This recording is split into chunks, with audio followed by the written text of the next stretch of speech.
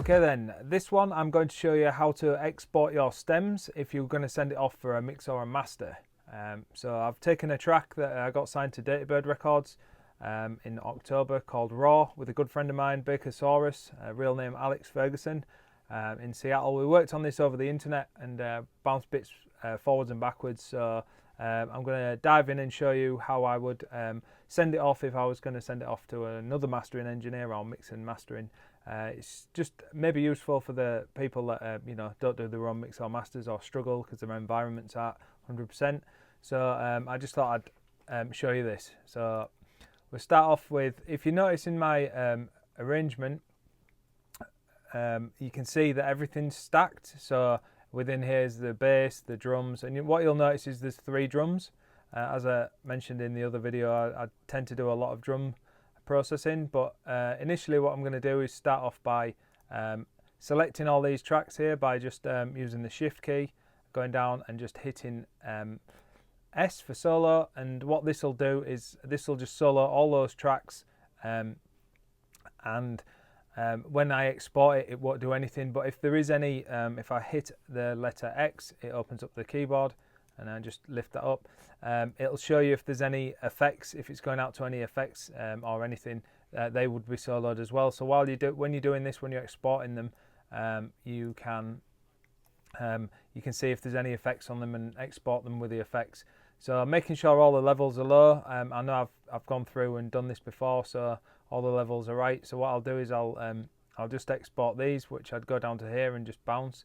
The volume level, I've just to be safe, I dropped that down on the master, and just in case it was wandering around the danger zone, so to speak. So I'm just going to hit bounce, and then in here I'm going to save it as a 32-bit float WAV. You don't really need to do it as 32. Most people prefer it at 16 or 24, but I'm just going to do it at 32-bit. It's larger. You've got a lot more headroom with 32-bit than you have 16. A lot of mastering engineers or mix engineers prefer to have it at sort of 16, 24, and then they know if your headroom's not correct, then there's something wrong with the audio, and then you can rectify it and change it. Whereas if it's 32, you've got a lot more headroom, so you can get away with a bit more. So then it's a bit more work to do. So that's one reason why people prefer it in there. So I'm just going to do it offline, normalize off, because I don't want it normalized as a PCM WAV, and just export like that. And we'll probably I'll do this for each of the stems, and we'll fast forward the bits just so it's a bit faster. There we go then. I've exported all the stems in individual categories out of the groups, and so now what I'm going to do is open a new project. I know that I've got 5 or 6 files, so what I'm going to do is just put 6 audio files, audio channels just underneath, like so, and then we can import the stems from here. Let's have a look. The stems of raw, and just if you hold down Alt, I believe it asks you you can create new tracks or use existing tracks. So I'll just press use existing, and then it should import them all like so.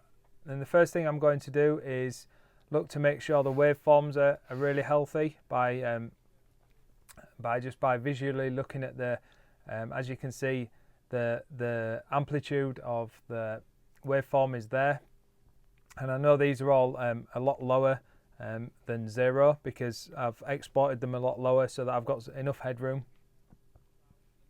So first thing I'm going to do is how I've made my track. I'm going to put them in order. So I'm going to have my kick there, my bass, my drums, my effects, and my vocals. So they're all going to sit in their own place, and I know exactly like how it's going to start just before I start mixing. So the first thing I'm going to look at is a little tip is just make sure that the signal's really healthy on all these. What I'm going to do is it's really important that you get your gain staging right, because if the level of the audio isn't healthy coming into your processing chain, it means that the sweet spot of all the processing plugins that you're going to be using aren't doing the job properly. There's a lot are emulated on old analog hardware, and there's sort of like a -18 or a 0 dB UV on that, so it's important that they're a real healthy. I showed you in the other video, you can press this and it makes the waveform bigger, and I want it to look something like this. So what I'm going to do is I'm going to sample batch process the lot. So if there's two ways of doing it. You can select them all and then go to up here and go to normalize region gain. So I could do it as a collective selection, individual tracks or individual regions. So if I wanted to change the individual gains of each one, I could do it to normalize, and then you can do it to the loudness or the peak. So the peak would be the top, which is like the true peak of it. So, but I don't necessarily use that. One thing I do use, which is really cool, it's quite a new feature in Logic, I believe. If you right click on here and then you go down to processing and go to sample based processing, and what this does is it brings up this little window, and it's really cool. So what you can do is you can select, so it's like a batch processing. If you're familiar with like Photoshop or any of those type of programs, you can do it where you can apply it to pictures, and it's a similar sort of thing, just a batch processor to audio. So in here you can have your plugins, so you could put your favorite plugin. So if you wanted to like put a bit of reverb on everything, you can do that, and then you can have an A and a B.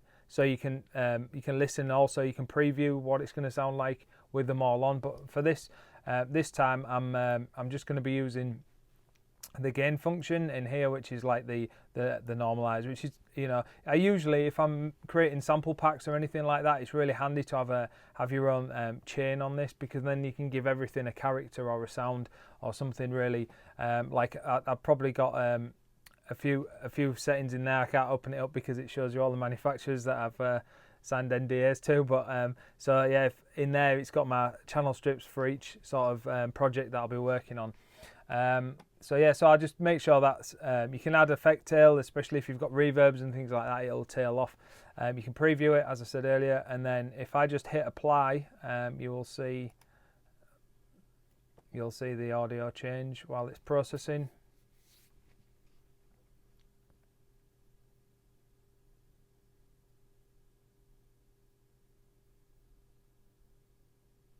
There we go, and if I turn that off up there,